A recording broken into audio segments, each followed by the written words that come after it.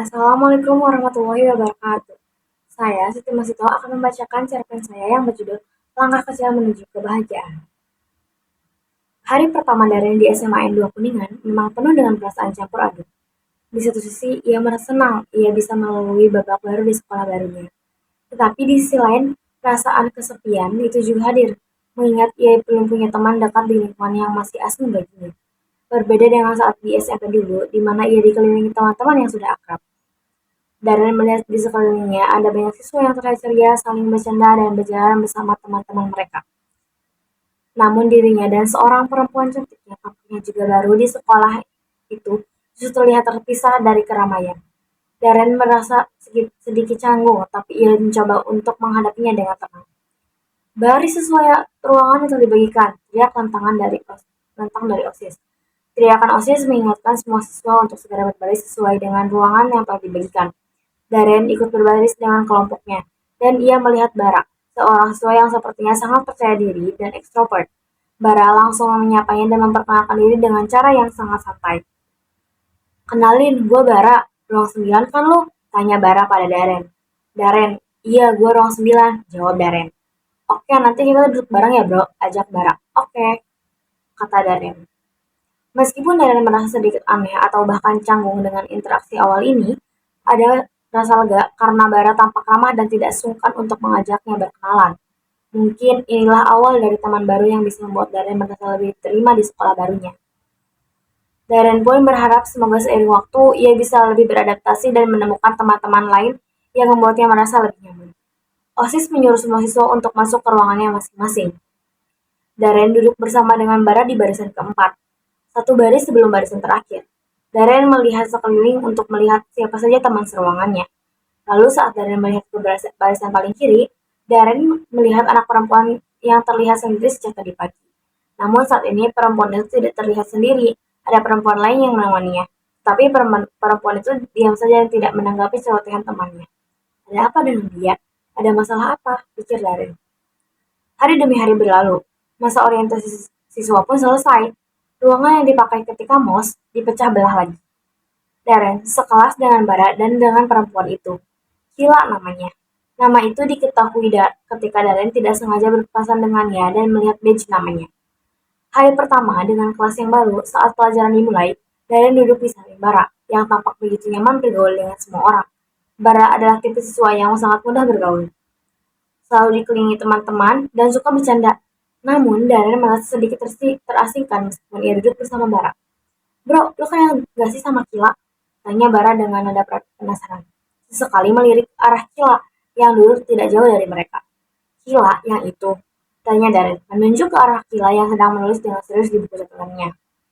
Iya, gue dengar dia agak aneh bro, suka diem mulu. Coba deh lo ajak ngobrol. Bara menyeringai seakan menantang Darren. Darren merasa sedikit ragu, namun ia merasa tertarik untuk mengenal lebih jauh. Ia pun mendekati Kila saat jam istirahat. Dengan niat ingin mengobrol, Kila yang awalnya tampak terkejut akhirnya melirik Darren dengan pandangan yang tidak bisa ia tafsirkan. Kila, lu baik-baik aja? Tanya Darren pelan. Mencoba membuka percakapan. Kila menatap Darren sejenak sebelum mengangguk, meski wajahnya tetap tampak dingin. Iya, cuma agak capek aja, jawabnya singkat. Darren merasa ada yang mengganjal. Kila tidak hanya pendiam, tapi juga terlihat seperti sedang membunyikan sesuatu. Ada rasa kesedihan yang terpancar di wajahnya. Namun ia tidak ingin mengungkapkan. Darren merasa sedikit canggung, tapi ia tetap berusaha menjaga percakapan agar tidak terlalu kaku. Namun, tanpa sengaja, percakapan mereka terhenti saat terdengar suara tawa dari arah lain. Beberapa teman sekelas yang melihat Darren berbicara dengan Kila mulai berbisik. Mereka tampaknya mulai berguncing tentang Kila. Yang dianggap aneh karena tidak seperti teman-teman lain, Darren merasa tidak nyaman, tapi ia berusaha mengabaikannya. Hari-hari berlalu, dan Darren semakin menyadari bahwa ada masalah yang lebih besar di balik sikap Kila. Meskipun ia terlihat kuat, ada momen-momen tertentu di mana Kila terlihat sangat rapuh. Seolah-olah ada beban besar yang sedang ia tanggung. Suatu hari, Darren memutuskan untuk lebih mendekati diri pada Kila, mencoba memahami lebih dalam. Pada suatu sore, setelah pelajaran berakhir, Darren memutuskan untuk menemui Kila di halaman belakang sekolah. Kila, gue gak tahu apa yang terjadi sama lo, tapi gue cuma pengen bilang kalau lo butuh teman atau ada masalah, gue bisa dengerin, kata Darren dengan tulus. Kila terdiam sejenak.